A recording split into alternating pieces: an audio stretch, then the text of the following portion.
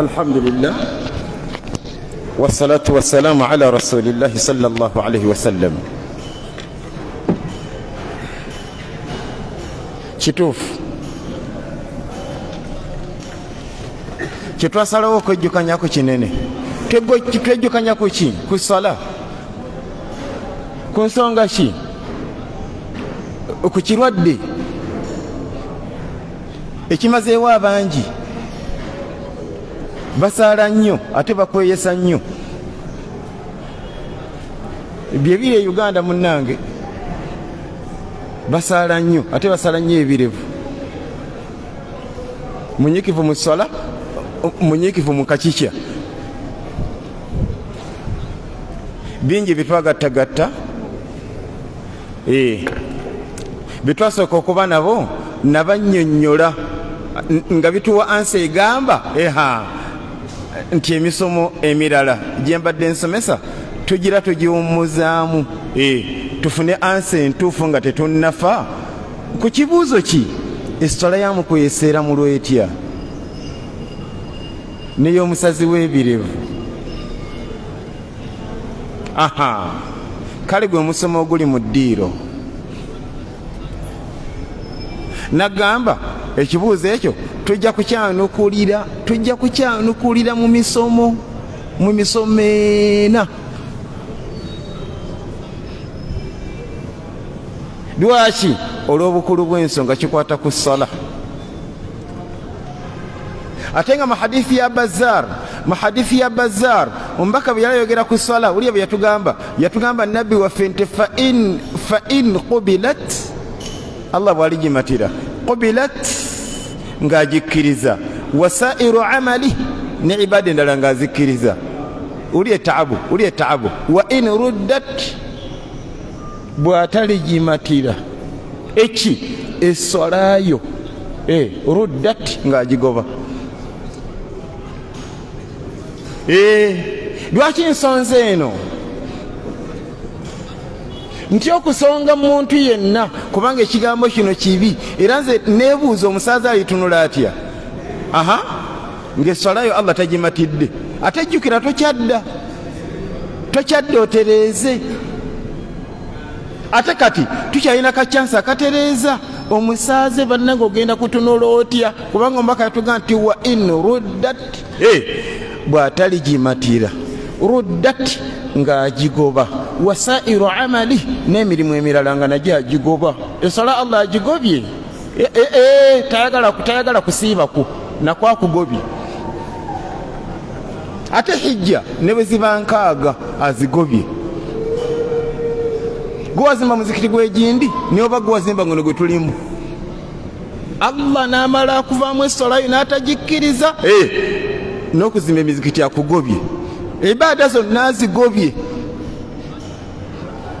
Emisomo gyaffe gye gijja mu maaso tujja kuleetera ku hadithi ya Shufiya ng'eraga ne jihaadi ne jihaadi agigobye. Allah amanyi okugoba eki ibaada z'abantu nga baani nga buli muddu yenna alituuka mu maaso ga Allah ng'essala ya Allah tagimatira. Bw'ombuuza nti ng'eyaani nga gamba ng'eyamukweyesa.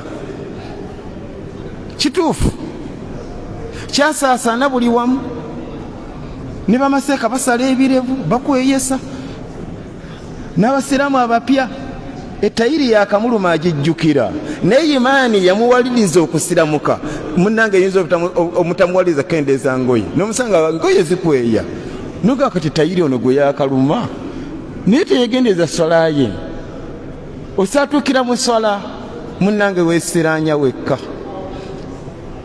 Okusinziira ku bukulu bw'eddalasa eno nagambye nja kufunzanga ku budde insha Allah ndekeyo porogaramu y'ebibuuzo. Olina ekibuuzo kitegeke. Nze ngenda kusomesa mu dakiika 3 ziweddeko nga nzigalawo nga mbuuza ani abuuza bw'atabayo nga mbasiibula insha Allah. Eri saawa ntuufu tulabire kweruwa eri wano. Kale barakallahu fiikum mukwanukula ekibuuzo kino tugenda kwetegereza ensonga 6 mpola nga tetupapa ensonga meka kyo kive mu ddiiro byokiba tuwaga ansa agafu nga tebakozesa na bwino kubanga ekibuuzo kyowulidde si kipya naye wakiwulirako. Oyinza okuba wali muzikiti nga wonna wetuli wennyini nga omusiraamu yakibuuza ne batuwa ansa. Obweraliikirivu bwange yakozesa bujulizi ki? Kibuuzo nkiwulira ku zireediyo, nkiwulira ku mativi, n'owulira subhanallah nga basaaze babawadde gwa ansa ogufu. Lwaki agubika nga tewali kabwino naaka? Wallahi nze byempulira nga ansa ki? Zino ansa 3 nfu. Ansa ku kibuuzo kino ezayatiikirira kale ziri 3, kuliko emu yentuufu nze gyensomesa. Wa udinu bihi rabbi, era nga mpulira eyo ansa gyeneesunga Allah okumpaamu empeera. Nginoonyamu Allah kumpa mpeera eno ansa nze gyensomesa. Lwaki? Gyensanga mu Qur'an. Nga mu aya ki? Nga mu suratu Maida aya 27, innama yataqabbalu Allahu minal muttaqin. Kati nga nva ku ansa eriko bwino okuva mu Qur'an okuva mu hadithi. Nga hadithi ki? Nga hadithi zino 7 zonna zisonga mu ansa eyo. Essala yamukwesera mu lwetya ansa 3 ezawulikikako ku ttaka lya Allah kuno kuliko emu yentuufu. Zino nfu. Buli yafuna ansa eno wallahi bakulimba. Ate nga nkakasa basinga obungi gye bayina. Essala yamukwesera mu lwetya, essala yamukwesera mu lwetya. Kwesa tekuyina mutawaana gonna na ssala kubanga oli okunyonyola kuno nsaba Allah ntaasa okuwunga okutuuka ku ekyo. Ese omusiraamu yeetantala shekhi n'agenda akala emimwa kubanga ebintu byanjawulo, okwesa kirala n'essala kirala. Nze neewunya abasaze ne bamatira bakwesa olukwesa. Lwaki shekhi yatugamba bintu byanjawulo? Nange njagala mumusange mubuuze wala kuwabula mubaka, kubanga mu hadithi emu Imamu Ahmad yagifulumya ne Hakim yagisahaha. Omubaka yatugamba mu hadithi eyo nti man shariba al-khamra, omuntu bwanywa omwenge, la tuqbalu salatuhu, Allah takkiriza salaze 40 layla, okumala ebiro 30, okumala ebiro 40, okumala ebiro 40. Kiki olaba waawo?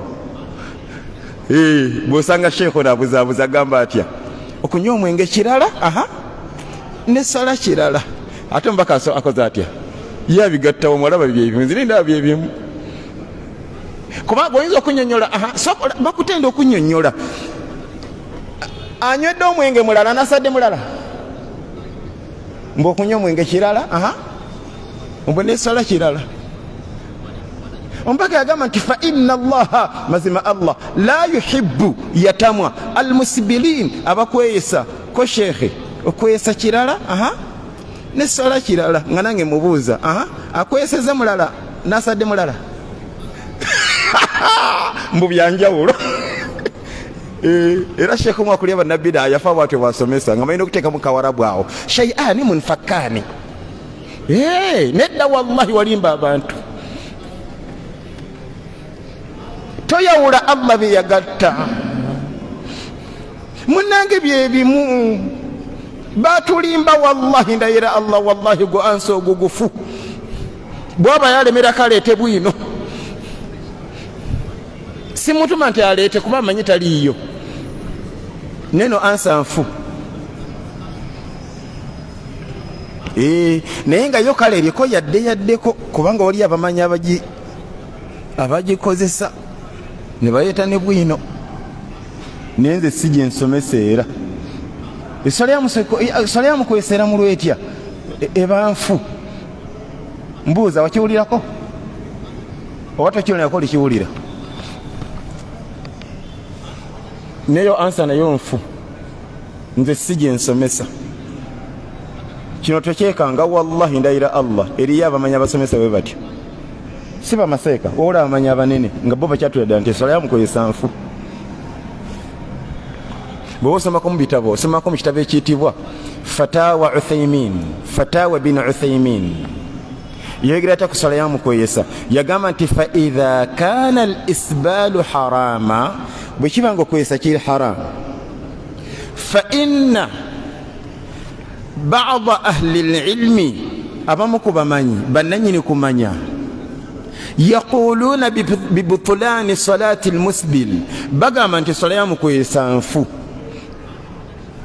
lwaki ne bawansonga ki nga bagamba nti li anna min sharti satiri olw'ensonga nti akamu ku bubonero akamu ku bulombolombo obufuga kino kyobikisa obwereere an yakuna tahira kiteekwa kubanga nga kitukuvu mubahan nga tekikkirizibwa wal haram ate ekiri haram la yajuzu satru bihi tetukyebikisa bwereere kati awo ne wajjawo ekibuuzo kitya okweyesa halali oba haramu yennyini ani oyo gamba Uthaymin bwe yalafunula surati Hujurat n'atuuka ku aya egamba nti ya ayuha alladhina amanu in ja'akum fasiqun binaba fatabayyanu omwononefu bw'abajjiranga n'amawulire mwetegereze an tusibu qauman bijahala umma muyinza gisuula mu matigga kati yalafunula aya eyo yasesera ku kigambo fasiqu nannyonnyola fasiqu yaani wallahi alina ebigambo byakozesa nga biraga nti okusala ebirevu n'okkweyesa engoye akikola abeera fasiqu era yalaga nti gaba mazambi manene nekitegeeza nti okukweyesa haramu kati ansi eyo etya essola yamukweyesa ebeera nfu simanyi ompulira nze si kyensomesa lwaki obujulizi bwakyo sobola buyimirizaawo nnyo wabula kino kyennomako amannyo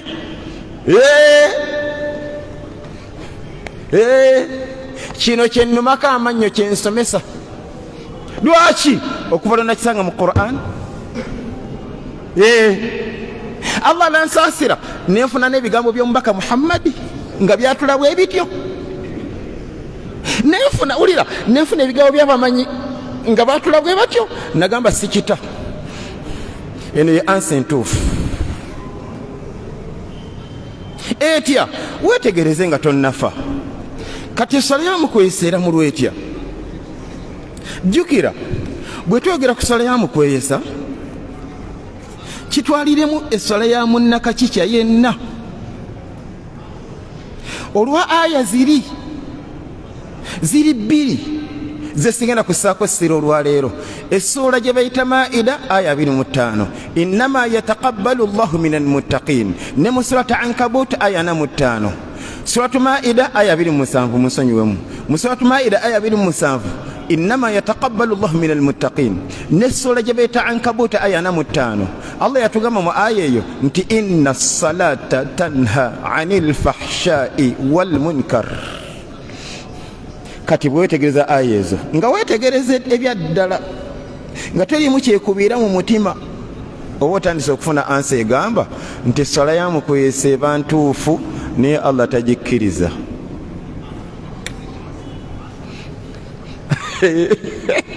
era namanya nti abasiraamu bajja kwekanga konzi mbawe bwino wali abamanyi ab'omugaso ngani mu ddalasa eyaggwa ebya Dr. Salih bin Abdullah al-Fawzani nakuteerako amaloboozi ge n'obiwulira tebageta bwino akimanya ajja kufa kati omu ku bamanyi abakyali abalamu be tuyina mu ddalasa ezijja nja kuwa ku bigambo by'omumanyi ani ono Ali ibn Adam al-Uthubi wallahi yakyatulira ddala yagamba nti al isbaalu yamnau qabula as-salah mu baloboozi ge. Eri abamanya baterya ntama nga bwira bamuwa ekitiibwa nga tebafuddeeyo abangi bakola batya. Ngani mu dalasa ezijja nja kuleetera ku bigambo ebyani ebya Sheikh Abdul Karim Sentamu.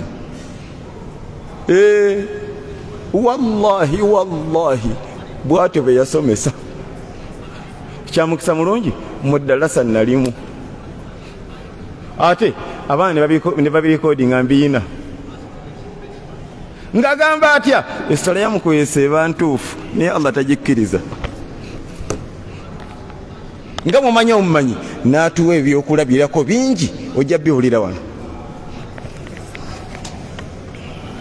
Kakati nno nze tontegeera obubi,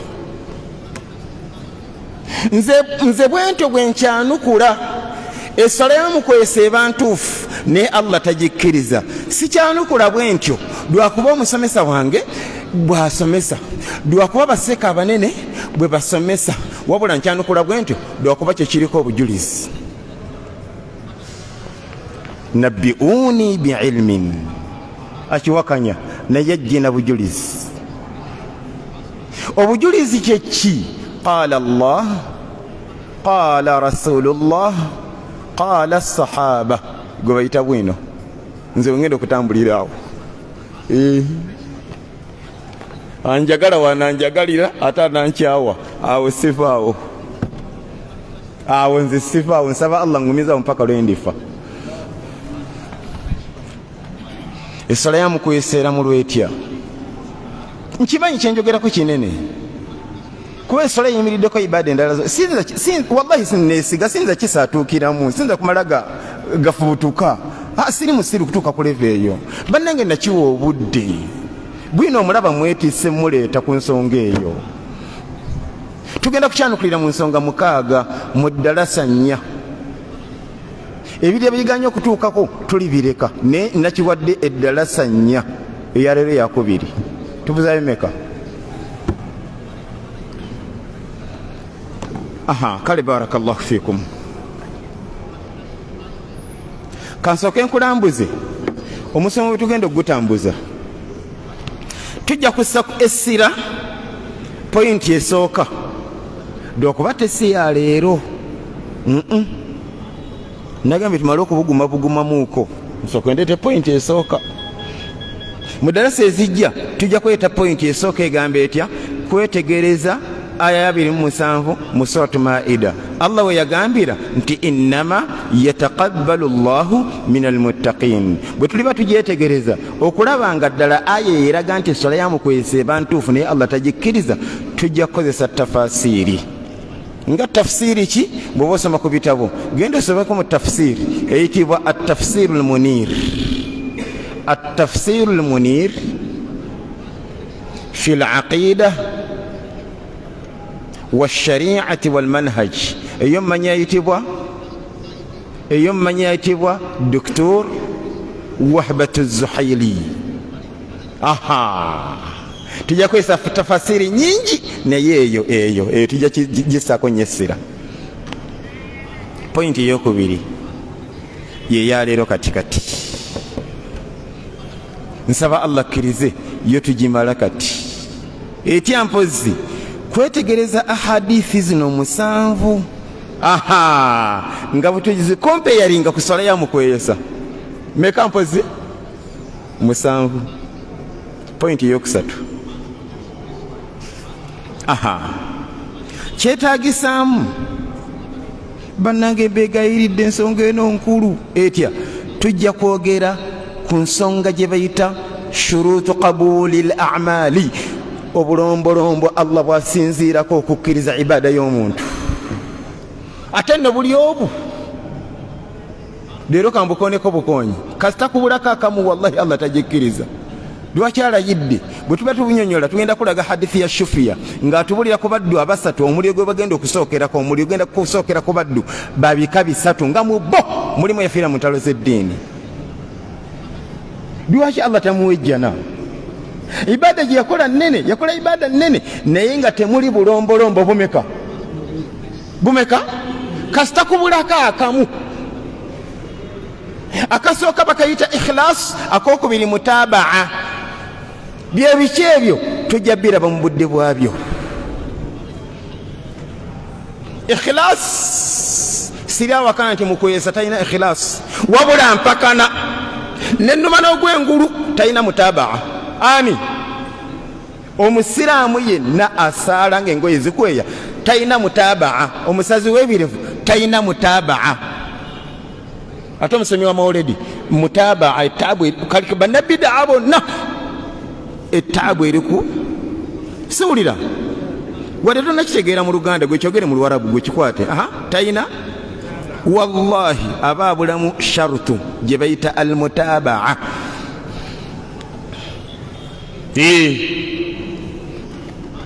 Bwe tuba twogera ku musazi w'ebirevu n'essala nga mutabaa talina, tujja kuleeta hadithi ya Abu Ma'mar, hadithi ya Abi Ma'mar ngabuuza Habbabu nti akana Rasulullahi yaqra'u fi dhuhri wal asr, namuga nti naam. Yambuuza nti kaifa araftum qira'ata, yamuga nti min ittirabi lihiyatihi. Kati gwate ebisala toyina mutabaa.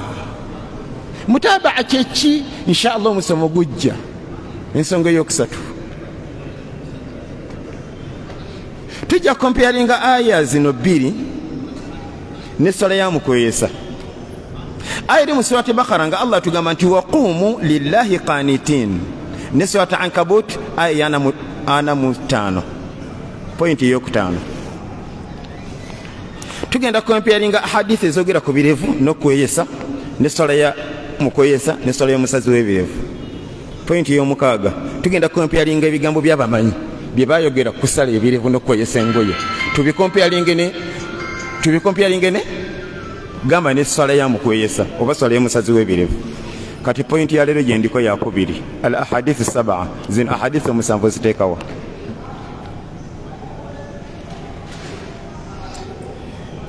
Kale programu egamba nyina kusomesa dakiika 3 ate nsigazayo dakiika 2 neŋŋamba kannyonnyole mu dakiika 7. Ebibuuzo ngenda byanukulya mu dakiika 18 edakiika 2. Kale tubeere nga awamu tusomedde essaawa emu n'ekitundu insha Allah, nga tusomedde eddakiika kale 45 okusoma n'ebibuuzo.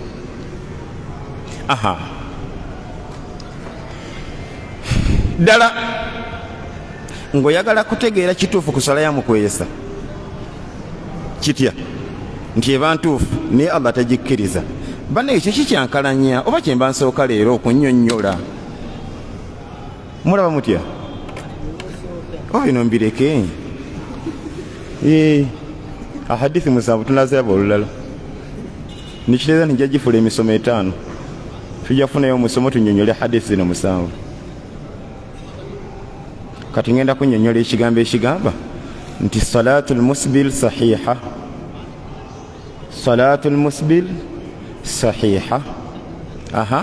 Ghayru maqbul. Ghayru maqbula. Ntuufu naye Allah tagikkiriza. Kati kyemba nsooka era kati kyendiko. Kubanga ije tulaga mu maaso biyinza okukyankalana lwa pointi eno. Era munnabbi anawulira ku musomo gwa leero ayinza okujerega nago ne mukati. Ibali bazonto bennyini bagambye ekkiriza bantuufu ate Allah tagikkiriza. Bye biki ebyo? Kati ate bamanyi okwerabira nti bwajerega asomesezza abajereze mubaka. Omu yatujerega n'apiita bazonto. Oyo zonto. Naye nga tewali mpalana yonna. Just kuba nasomesa musira mutasala birevu takweyesa ngoye ne data bwino mu kifo ky'okuleeta bwino alaga nti asomesa bubi si bye bituufu ate yajerega bujerezi kati ate yafa. Solution tauba ng'otereza nga topic eggwa tojerega toyomba. Kati ekigambo kyendeese manyi kipya gy'oli nkimanyi kipya lwaki atulumiriza wallahi manyi kipya tekiwulirangako. Essala ya mukweyesa ekkirizibwa eba ntuufu naye tekkirizibwa. Eba ntuufu naye tekkirizibwa. Mbuuza ani yakiwulirako?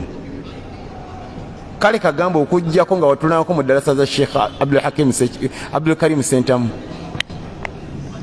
Yatulangako mu ddalasa ezo ye si kipya gy'ali naye gw'okiwulidde kati.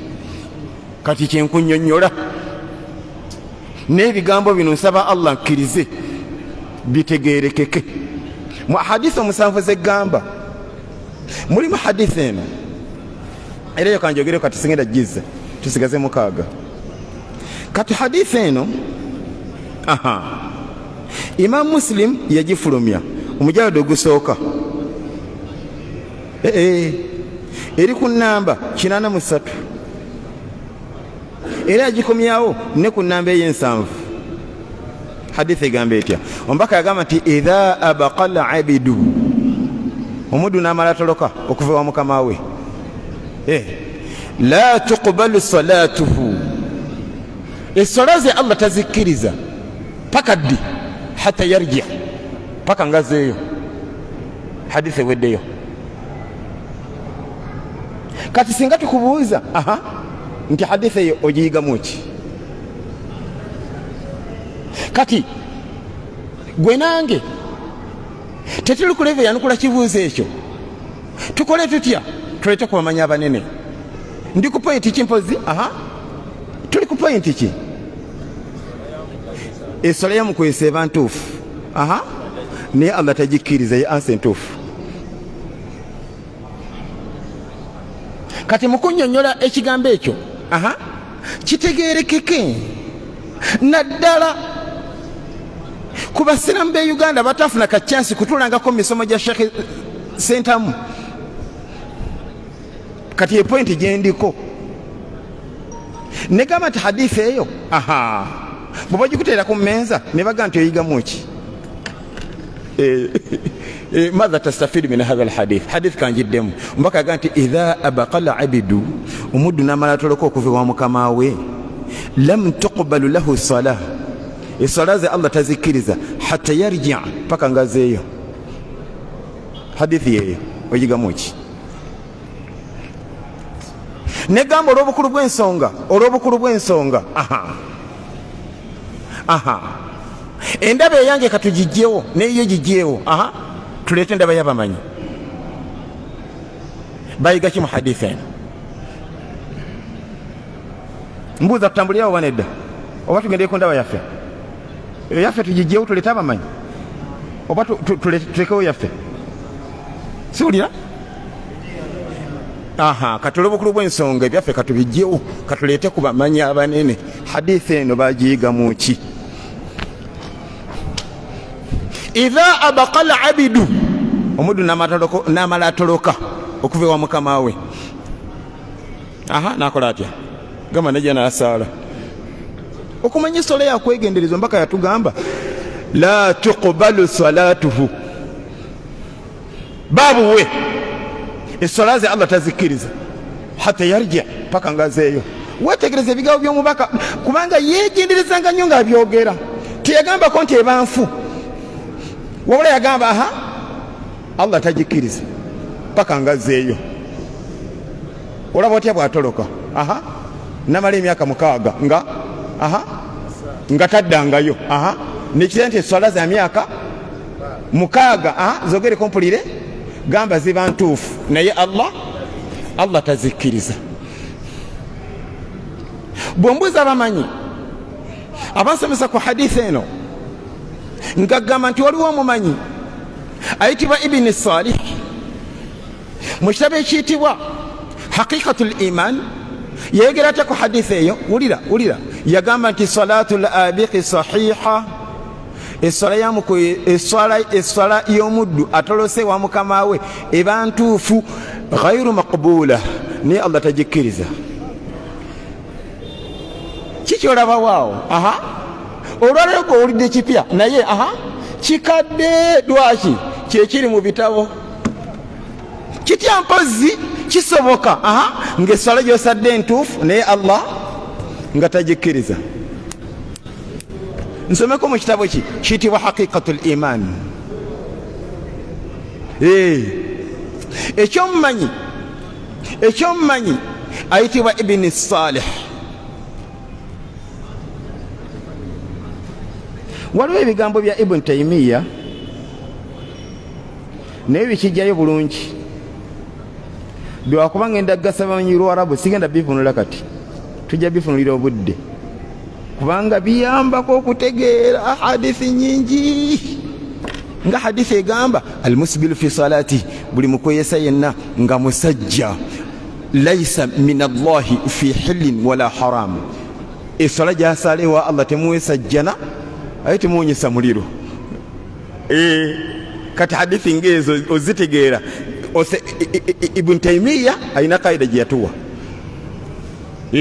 nga hadithi egamba nti rubba saimi kisoboka omusiibi lam yajid min siyamihi ng'okusiiba katajja kufuna mujjana illa al-ju' wal atash ajja koma kulumwa njala na nnyonta naye tegitegedde paka tutegedde ebigambo bya Uthaymin era ebya Ibn Taymiyyah era birina akakwate kanene ku kigambo kya Ibn Salih ng'ayogera ku swala y'omuddu atolesewa mukama we ng'agamba nti ebantuufu naye Allah tagikkiriza. Uthaymin yatugamba atya? Yatugamba nti al-ijzaa'u wal-ithaba yajtami'ani wa yaftariqani.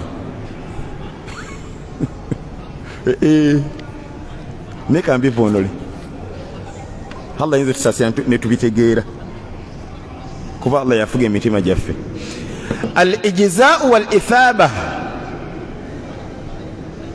kale tukanye banelwe tetubuuza edeke sigadde nzikozesa kunnyonnyola kino tujja kubuuza mu dalasa eziddako nadde mbagambye dalasa 4 nezijja kuba 5 eyaleero yakubiri tusigaze dalasa zaffe kati saba Allah tusobozese mu dalasa eziddako nfunze nga kubudde tulekeyo dekeze ebibuuzo naye kati ndaba nga kyentankudde ate nga kyetaagisa ate sagala kikomye mu kkubo kati kanzivunula ebigambo bya Uthaymin biri mu fatawa ye.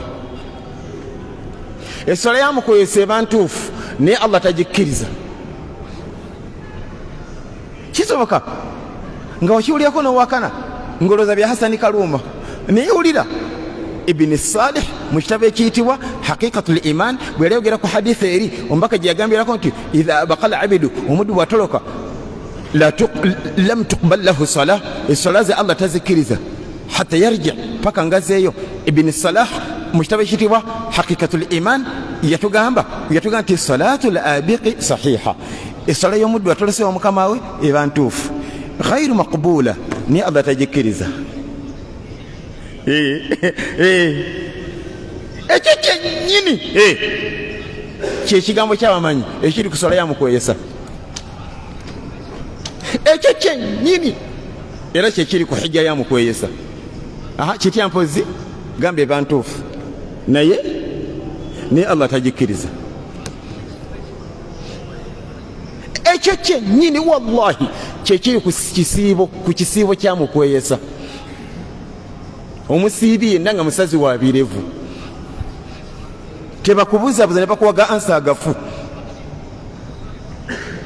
wabula ekituufu kiri nti okusiibako kutuufu wabula Allah takukkiriza.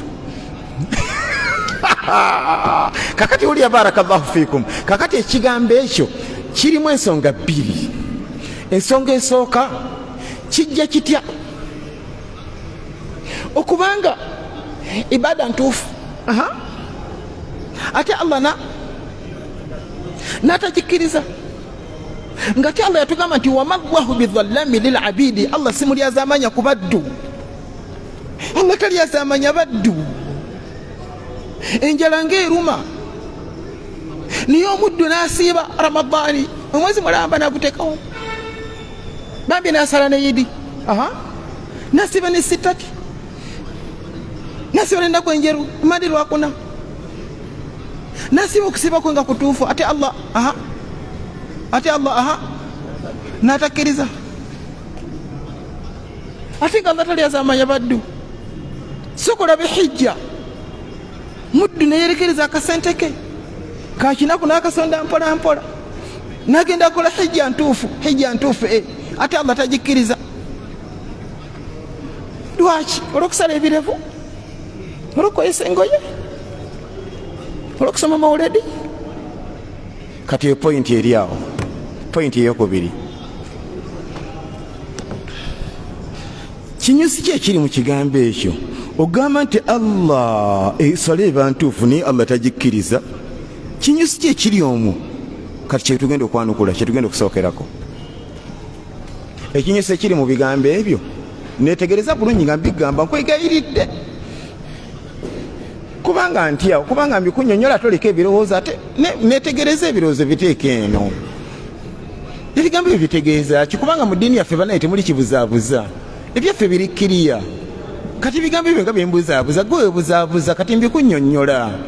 Bw'owuliranga ekigambo nti Allah takkiriza simanyi ompulira kiba kitegeeza bino byenzija mbigawo byabamanyi lwakuba sigenda kubikkulawo leero sirina budde niyo omulundi omulala biizina nja kubikkulawo. Bw'owulira nti ibaada eyo Allah tagikkiriza nga hadisi n'omusanvu zesisomye olwaleero kyamukisa bulungi nkusomeddeko 2 ensooka nitugirabye. Omubaka yagamba nti man shariba al-khamra omuntu bw'anywa ku mwenge la tuqbalu salatuhu essola ze Allah tazikkiriza 40 layla okumala ebiro 40. Kati ekigambo ekyo nti essola ze Allah tazikkiriza ompulira kiba kitegeeza wallahi siri mu kukwegeta amanyi kye baatuwa kye kino batugamba nti kiba kitegeeza nti la thawabu fiha. Mu Luganda kyeki sowedi la thawabu fiha. Allah takigabirako mpeera. Okwawukana n'okugamba nti ibaada eyo nfu nze era sikyogerangako nkakasa ebbanga Allah naye abanga kyandeseewo sigenda kukyogera, sigenda kukozesa muwa gwange guno ngambe nti sola yamukozesa nfu, hijja yamukozesa nfu. Wabula kyenjatuza n'omuwa guno Allah gwe yantondera guno kyekyo hijja yamukozesa eba ntuufu naye Allah tagikkiriza.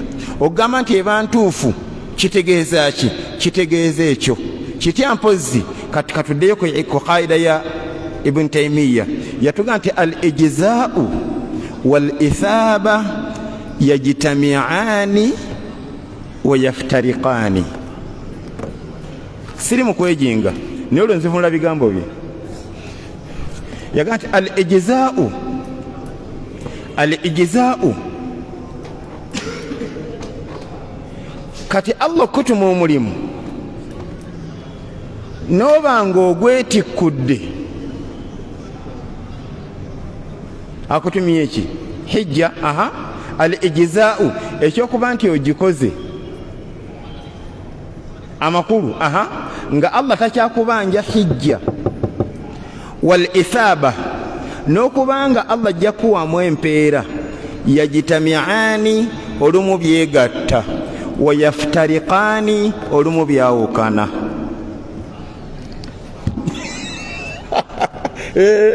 Omumanyi aba mumanyi beebo nze binasaza okweta mu ddalasa eno ani ono Ibn Taymiyyah sako netegeze nga kakuddiremu. Al-ijzaa'u okwetikkula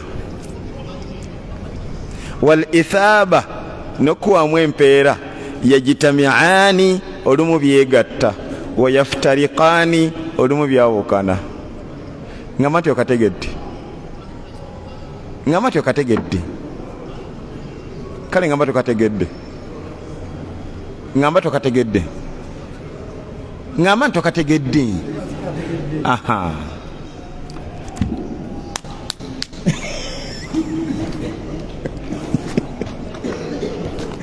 Kale mbuuza ni akategedde. Esewo katuwemu awo.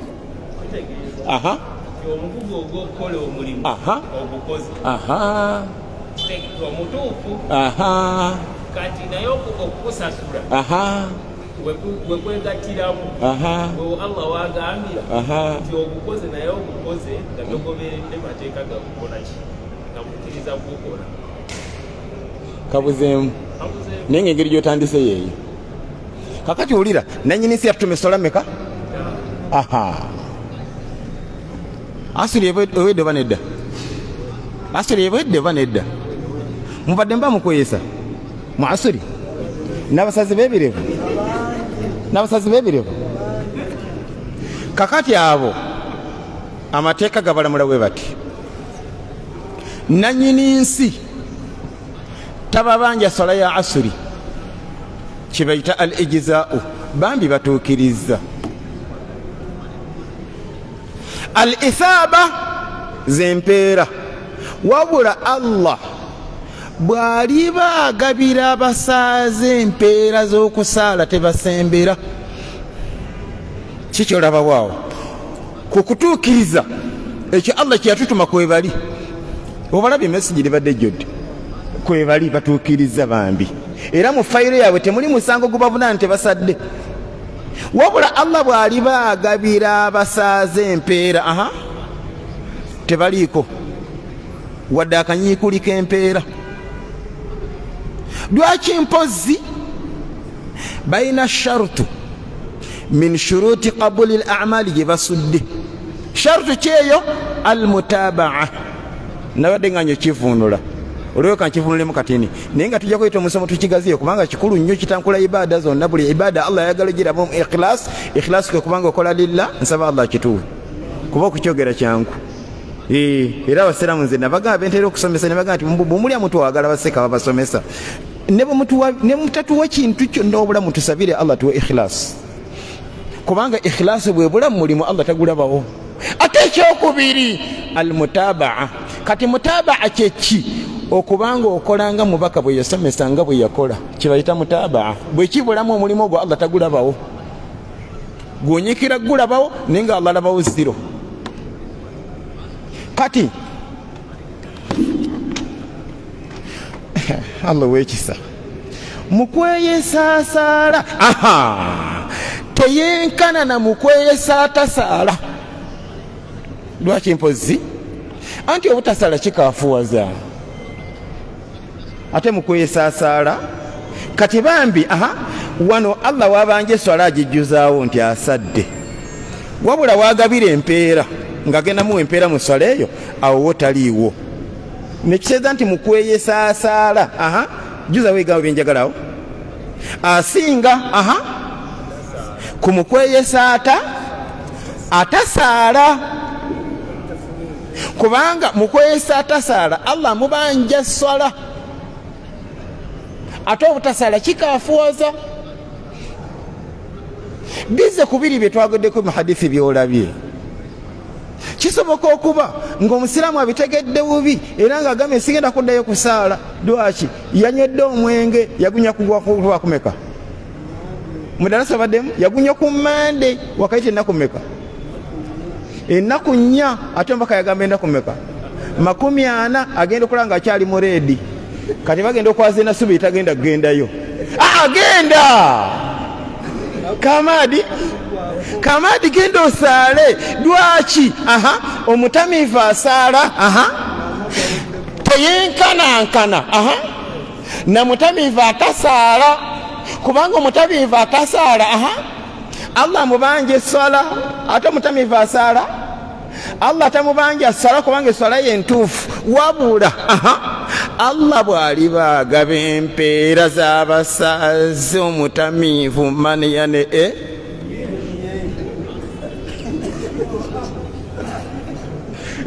kubasadde kwali naye ku mpeera no. Nayagala nnyo binyola abasaaze nsaba Allah kirize tubitegeere kuba kisooka omusiraamu nawulira ku musomo guno Ramadani n'alya buli. Lwaki? Nti nze nsala ebirevu nga gyobeera okusala ebirevu bulema ne bano bali babisala ne bawulira ku bwino ne bakola tawuba. Naye munewali abasiraamu balina obwongo bwabwe ayinza okwebuzaabuliza nga nti batugamba obusala ebirevu kusibako kuba kutuufu ate Allah takukkiriza nze kandye. Nedda wallahi sikigambangako walebera ku muguze gw'okusala ebirevu sigambangako ntosiiba. Wallahi sikigambangako siiba ekisiibo kyo kituufu. Era bw'oba okola ekisiibo ekyaggwa Allah takubanja kisiibo ekyo. Wabula bw'aliba agabira abasiibye empeera maneyane bwe nkusanga owakana ngagamba hadithi eno giteekawa kubanga mu hadithi emu mbaka ekireetanga kibuuzo yatugamba nti kam min saimin abasiibi bameka lam yajidi min siyamihi nga bo bambi tebajja kufuna jjana mu kusiiba kwabwe illa aljua walatash okujjako bajja kukoma kulumwa njala na nnyonta. era amanyi baffe ebigambo byegamba wallahi bebakozesa nga banyonyola nga bagaziya hadisi eri omubaka we yagambira nti man lam yadaa qawla zur, awulira nga tasobola kuva ku bigambo bya swakaba ebyokutemerera ebyokuwayiriza, falaisa min allahi haja, Allah tamwina mbwetaavu fi an yadaa taamahu wa sharabahu, lwaki talya lwaki tanywa kati asiiba biki ebyo teri mumanyi n'ogu yatunira hadisi enamugamba nti lya, wabula byonosanga byebyo bitya mpozi okusiibwa kwe kutuufu la thawabu fiha, wabula Allah tajjamuwamu mpeera. Wallahi byebayogera ku hadisi eyo nga ibada ntuufu naye nga Allah tagenda kuwamu mpeera.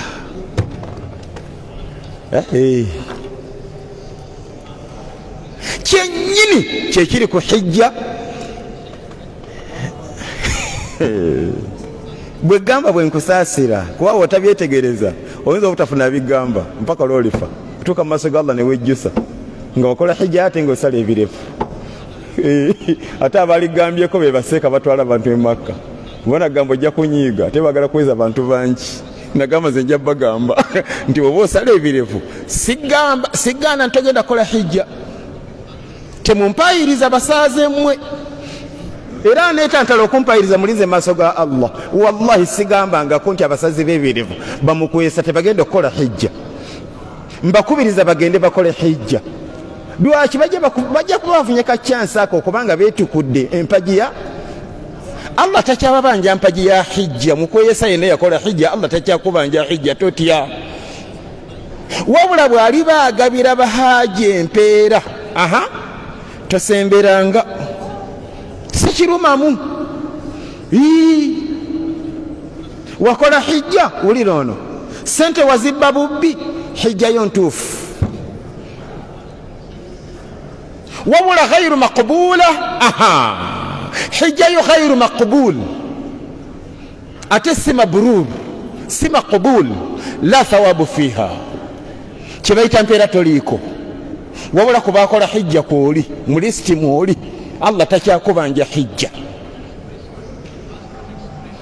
Ebitategerekese njabiza mu ddalasa ekomawo eddako gambye ekigambo ekyo sala eba ntuufu naye Allah tagikkiriza. Kiri mu point says point esooka kijja kitya ate nga ntuufu ate Allah tagikkiriza. Point eyokubiri gyembadde ntandiseeko nesigimaliriza etya mpozi kinyusi ki ekiri mu bigambo ebyo. Ekyokuba nti Allah tagikkiriza kitegeeza ki? Kitegeeza nti tajja kuwa mpeera. Ate ekyokuba nti eba ntuufu kiba kitegeeza nti Allah takyakubanja, Allah takyakubanja, wabula ku mpeera toliiko. Subhanaka Allahumma bihamdik ashhadu an la ilaha illa ant astaghfiruka wa atubu ilayk. Ekibuuzo ebibuuzo nabadde mbigadde nkusaba tubuuze omulundi ogujja mu ddalasa yakomawo edda ejjako. Bw'oba onokiraba ekiwandiiko kiteeke money pass kuba nti okwo tuwanvuye nnyo bukere enkyanga tusema nti bakyabitegeera ate tuwanvuye nnyo. Mu ddalasa ezijja nsaba Allah akkirize nja kufunzanga ku budde tulekeye obudde bw'ebibuuzo naye nga nsonyiwa bambi kitereke onokirabira.